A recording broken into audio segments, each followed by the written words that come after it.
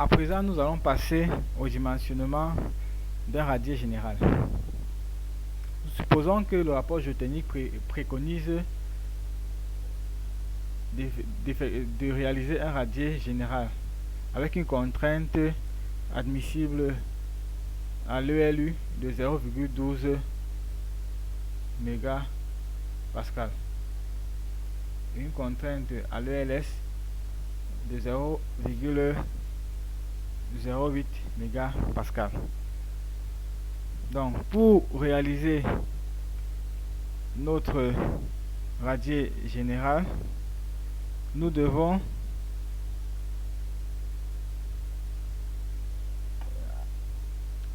nous placer au niveau des fondations. Nous devons supprimer élément de fondation, supprimer toutes les fondations sous semelles isolées que nous avons.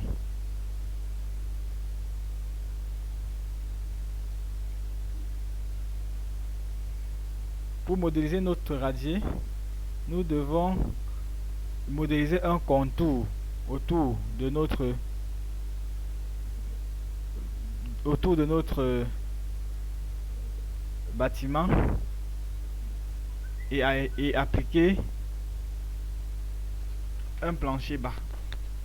Alors, le débord, pour calculer le débord, nous allons appliquer la formule qui dit que le débord doit être supérieur à H2 et supérieur à 30 cm. Donc, nous allons sélectionner poutre. Entrée poutre, nous allons sélectionner une poutre chaînage non structurel ou limite. Et nous allons cliquer sur chaînage non structurel ou limite de largeur nulle. Accepter, et nous allons utiliser cet élément pour positionner nos contours. Donc nous allons positionner nos contours, nous cliquons l'orthogonale. Voilà, nous cliquons et nous allons contourner notre bâtiment. Ainsi, nous pouvons venir effacer les parties qui dépassent. Voilà, nous avons notre contour créé et nous venons sur plancher, gestion des planchers, entrée, et nous venons sur radier. Quand nous cliquons sur radier, nous devons éditer les paramètres. Épaisseur, nous allons choisir épaisseur, nous allons prendre un radier d'épaisseur 40 cm. Contrainte admissible à l'ELU 0,12. Contrainte admissible à l'EL, rapport contrainte admissible 0,67. Et module de réaction. Le module de réaction, c'est un élément très important pour le calcul des radiers et semelles filantes. Donc, je vous invite à lire dans le mémoire de calcul la partie correspondant au module de réaction, où on détaille clairement comment se calcule le module de réaction des sols.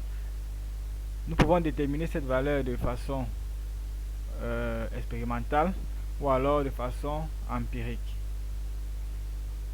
Donc, nous allons calculer pour notre cas et nous obtiendrons 9600. Accepter, et nous allons définir notre radier et nous allons choisir un axe de portée. Ensuite, il est important de préciser que les poteaux qui naissent sur un radier doivent être placés à 100 liaisons extérieures. Donc nous devons changer le type de liaison de nos poteaux.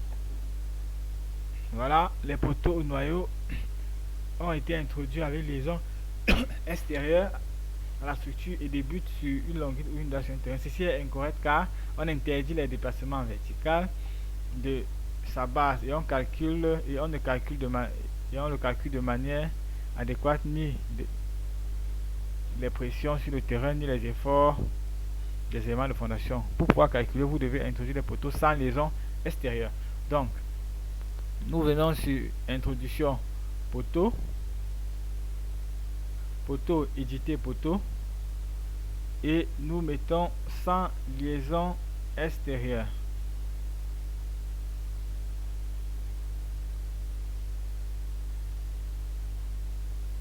Ok, sans liaison extérieure, sans liaison extérieure, sans liaison extérieure, sans liaison extérieure, sans liaison extérieure, sans liaison extérieure, sans liaison extérieure,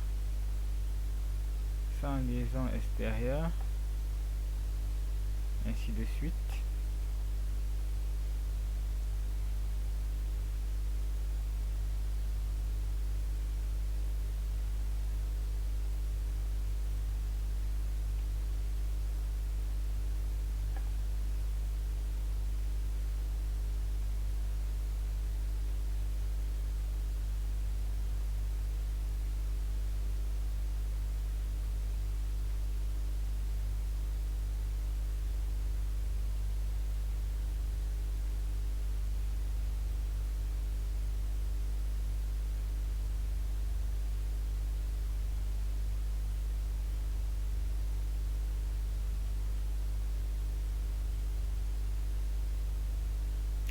Ok, et là nous pouvons voir en 3D notre radier.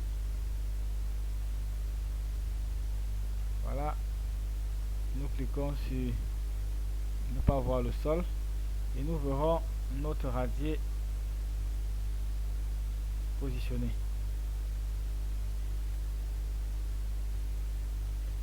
Nous lançons donc le calcul.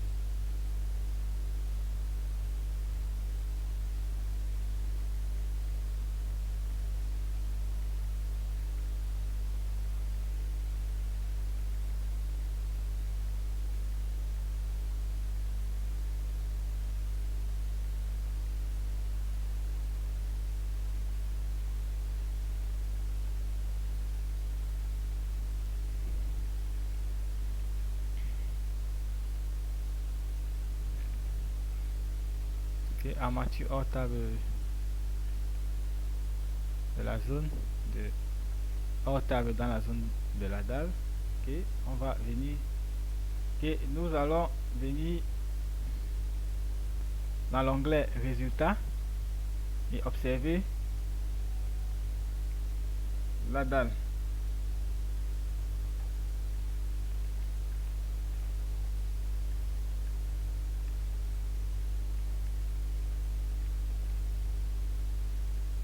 Donc nous pouvons venir dans dalle et voir et préciser tout ce que nous voulons voir sur la dalle, armature longitudinale, armature supérieure. Voilà, nous pouvons voir les aciers, les armatures. Nous pouvons voir les armatures. Et là, nous avons les armatures de poinçonnement. Voilà les armatures dans notre dalle. Si nous cliquons sur dalle modifier modifier armature, nous pouvons modifier les différentes armatures. Nous pouvons également attribuer les armatures de base. Nous pouvons armature de poinçonnement, vérification du poinçonnement,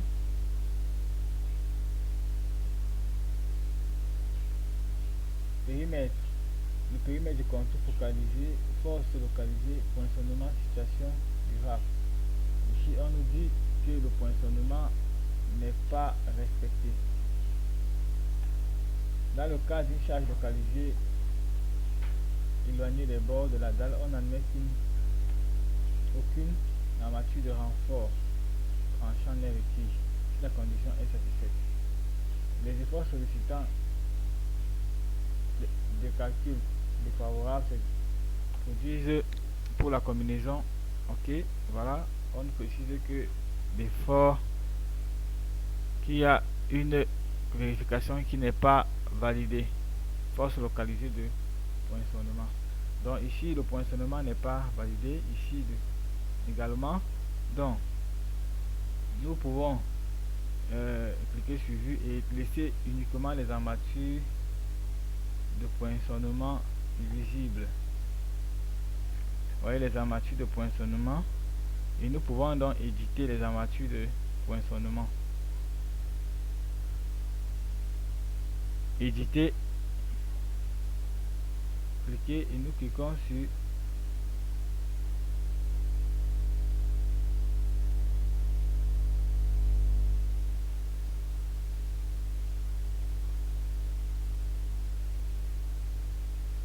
accepter, générer les renforts.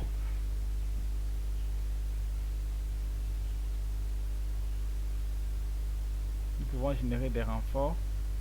Ici nous le souhaitons, nous pouvons ajouter des renforts. Nous pouvons ajouter des renforts.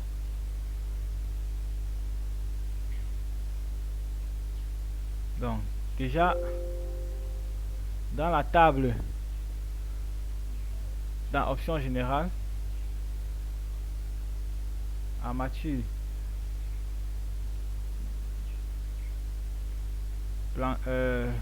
fondation, armature dans les radiers, nous pouvons éditer ici les armatures de base et les armatures de poinçonnement.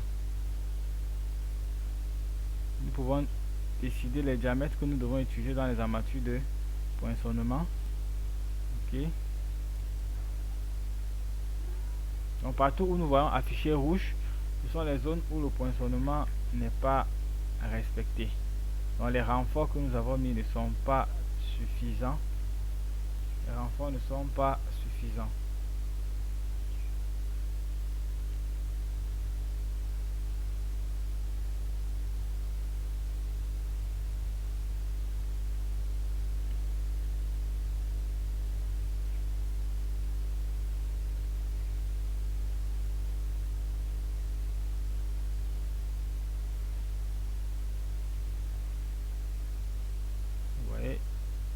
Les mêmes problèmes de poinçonnement. Quand nous avons des problèmes de poinçonnement, le problème peut être dû à l'épaisseur de la dalle qui n'est pas suffisante. Donc nous pouvons augmenter, pour corriger ce problème de poinçonnement, augmenter l'épaisseur de la dalle. Donc nous allons cliquer sur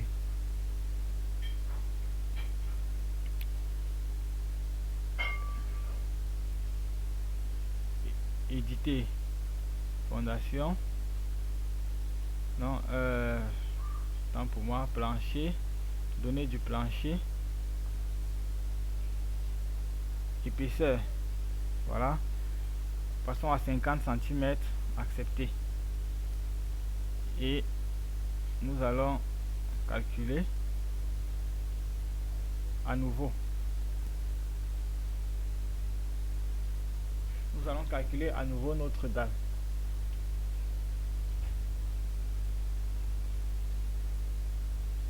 Et si en mettant des renforts, c'est pas toujours vérifié, le poinçonnement n'est pas toujours vérifié, ça veut dire qu'il faut augmenter l'épaisseur de la dalle.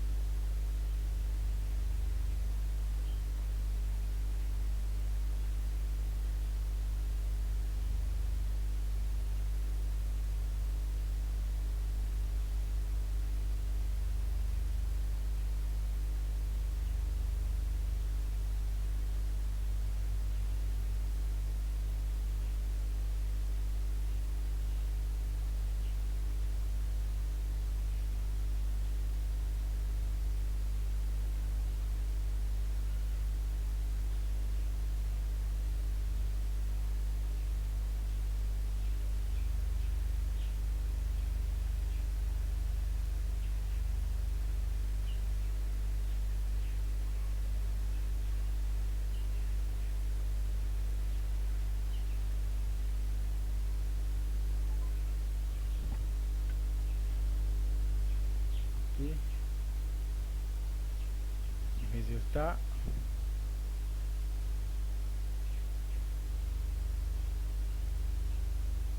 Allons vérifier à nouveau le poinçonnement. Vérification. Encore des problèmes de poinçonnement.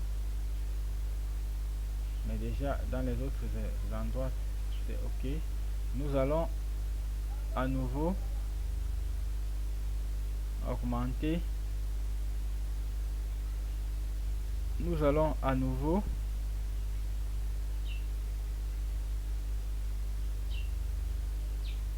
augmenter l'épaisseur 60 cm, appliquer et recalculer l'ouvrage.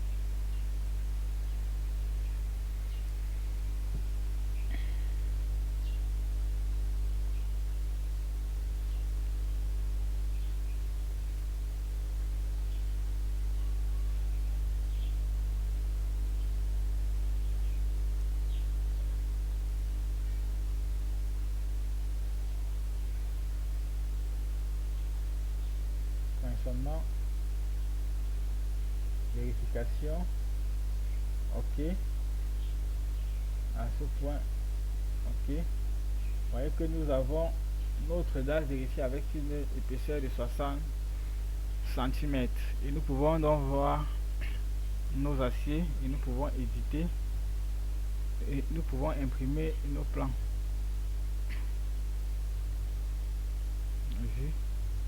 Voilà, nous pouvons voir tous les aciers. Voilà les aciers.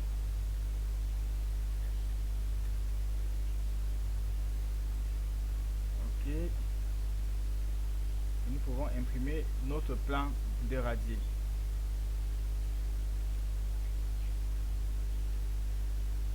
En venant sur plan,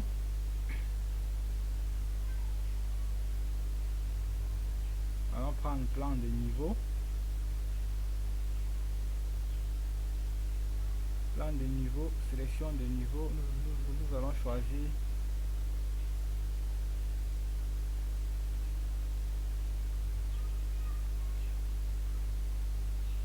non, nous allons prendre plan, nous allons prendre plan de niveau. Voilà, nous choisissons ici plan de ferraillage fondation, détail.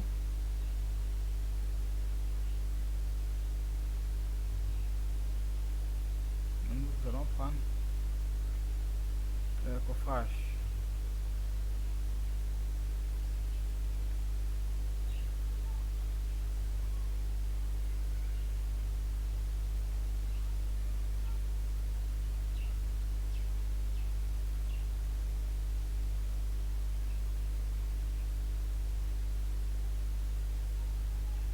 OK, et là nous pouvons voir notre plan de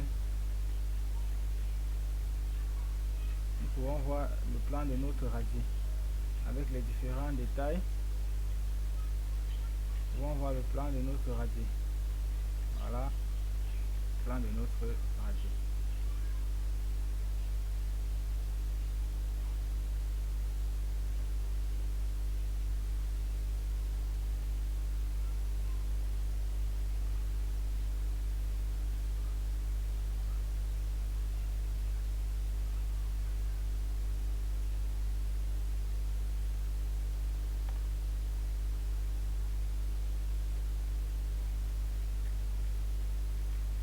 Le coffrage de notre radier.